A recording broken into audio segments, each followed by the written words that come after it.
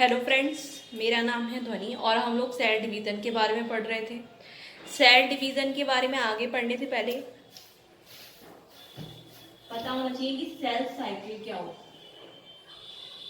Cell cycle cell cycle जो होती है इसकी दो स्टेप्स होती है। कौन कौन सी दो स्टेप्स होती हैं? पहली स्टेप होती है इंटरफेस और दूसरी स्टेप होती है डिवीजन फेस। डिवीजन फेस को एम फेस भी बोलते हैं। माइटोसिस और मियोसिस की वजह से इसको एम फेस भी बोलते हैं। एक साइंटिस्ट थे रडोल्फ बिरचोव। इन्होंने क्या किया था? इन्होंने सेल लीनिएज थ्योरी दी। Cell lineage theory. Cell lineage theory में इन्होंने क्या बताया था? इन्होंने एक सेंटेंस बोला था, ओमनिस सेल्यूला ई सेल्यूला। इसका क्या मतलब है? इसका मतलब है न्यू सेल्स एराइज, यानी कि आती हैं, नई सेल्स आती हैं फ्रॉम प्री एग्जिस्टिंग मतलब पहले से मौजूद सेल्स से। नई सेल्स जो होती हैं वो पहले से मौजूद सेल्स से बनती हैं। ऐसा नहीं है कि ऐसी हवा में आ जाती है। पहले से जो सेल्स मौजूद हैं वही डिवाइड होकर के नई सेल बनाती है, नई डॉटर सेल बनाती है। अब इंटरफेस क्या होता है? इंटरफेस को हॉवर्ड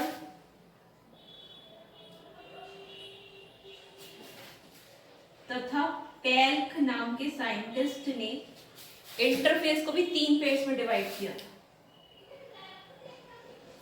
कौन कौन सी 3 फेज में डिवाइड किया था? G1 फेज, S फेज और G2 फेज। इंटरफेस जैसा कि नाम से पता चल रहा है, इंटर का मतलब क्या होता है? मिडिल में, यानी कि जो फेस मिडिल में आती है उसको इंटरफेस कहते हैं। किसके मिडिल में आती है? दो डिवीजन फेस के। डिवीजन फेस कौन सी? माइटोसिस और मियोसिस। दो माइटोसिस और दो मियोसिस के बीच में आने वाली फेस को इंटरफेस कहते हैं। इंटरफेस को भी 3 फेस में डिवाइड किया गया है, G1 फेस, S फेस और G2 फेस।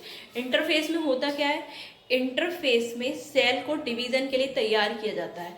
अब सेल डिवाइड हो रही है, डॉटर सेल में डिवाइड हो रही है, तो सेल के जितने भी कंपोनेंट हैं उनको भी डिवाइड करना पड़ता है ताकि डॉटर सेल के पास बराबर अमाउंट में मटेरियल जा सके। तो ये जो सारा काम होता है ये इंटरफेस में होता है। क्योंकि जो इंटरफेस होती है उसमें जो भी चेंजेस हो रहे होते हैं, पहले टेक्नोलॉजी इतनी डेवलप नहीं थी, पहले इतनी अच्छी माइक्रोस्कोप्स नहीं हुआ करती थी कि उसको हम इंटरफेस में क्या प्रोसीजर हो रहा है उसको ऑब्जर्व कर सके। तो पहले जो साइंटिस्ट थे उन्होंने इंटरफेस को रेस्टिंग फेस का नाम दे दिया था। उन्हें लगता था कि इसमें कुछ हो ही नहीं रहा है। ऐसा इसलिए लगता था क्योंकि टेक्नोलॉजी इतनी डेवलप नहीं थी कि उसको देखा जा सके कि इंटरफेस के अंदर चल क्या रहा है। लेकिन जब और ज़्यादा टेक्नोलॉजी डेवलप हुई, electron microscope, face contrast microscopes वगैरह आई, तो पता चला कि इंटरफेस रेस्टिंग फेस नहीं है, बल्कि सबसे ज़्यादा एक्टिव फेस है सेल साइकिल की, जो कि माइटोसिस या मियोसिस, दो माइटोसिस और दो मियोसिस के बीच में होती है। इंटरफेस में क्या क्या होता है? इंटरफेस की पहली फेस, जैसे कि मैंने बताया, G1 फेस। G1 फेस को प्री डीएनए सिंथेटिक फेस भी बोलते हैं। ऐसा इसलिए बोलते हैं क्योंकि G1 के बाद आने वाली S फेस में डीएनए की सिंथेसिस होती है, इसलिए G1 फेस को प्री डीएनए सिंथेटिक फेस कहते हैं। इसको फर्स्ट कैप फेस बोलते हैं। और ये सेल साइकिल की longest phase of cell cycle. इसका जो ड्यूरेशन होता है 10 से 12 घंटे का। ये सेल साइकिल की सबसे लंबी फेज है। इसमें क्या क्या होता है? इसमें सेल ऑर्गेनेल की फॉर्मेशन होती है। सेल ऑर्गेनेल कौन कौन से होते हैं? जैसे माइटोकॉन्ड्रिया, गोल्जी बॉडी, इन सब की फॉर्मेशन होती है ताकि उनको डॉटर सेल में सप्लाई किया जा सके। और क्या होता है? इसमें आरएनए और प्रोटीन की फॉर्मेशन होती है। अब जब सेल की फॉर्मेशन जब सेल के अंदर के कंपोनेंट बढ़ रहे हैं साइज में और नंबर में, तो जो सेल होती है वो cell grow in size. Cell जो होती है वो ग्रो हो जाती है साइज में।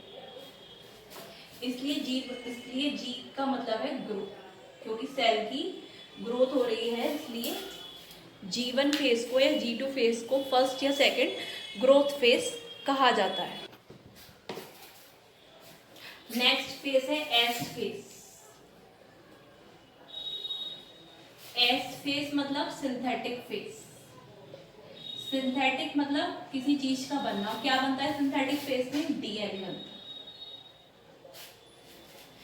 डीएनए की जो फॉर्मेशन होती है वो एस फेज में होती है। डीएनए की फॉर्मेशन, डीएनए's फॉर्मेशन अकर इन एस फेज। एस फेज में डीएनए की फॉर्मेशन होती है।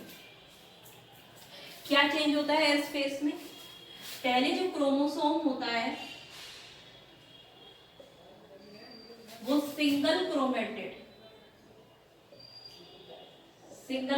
मतलब एक आर्म समझ लीजिए आप, इस तरह से सिंगल क्रोमेटेड की फॉर्म में होता है। और सिंगल क्रोमेटेड में सिंगल डीएनए होता है। ये बिफोर एस फेज से पहले होता है।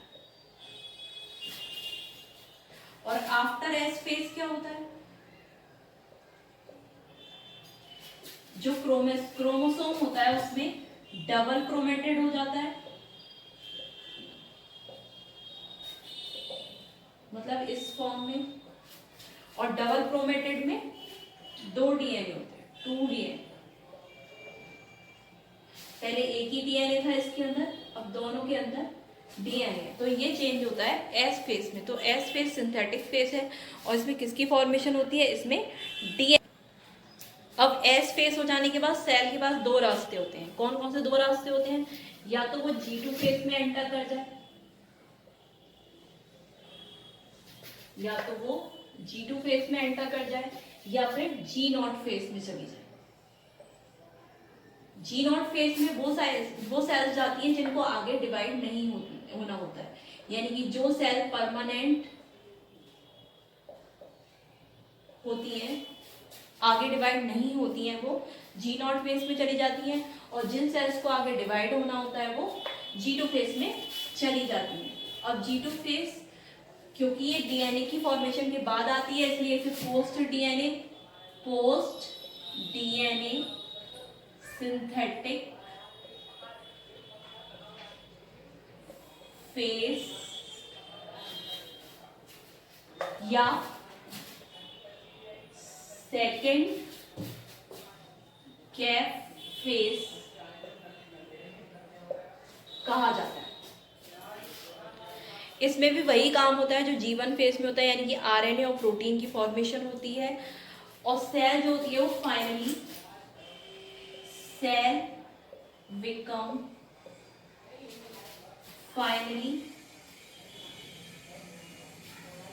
प्रिपेयर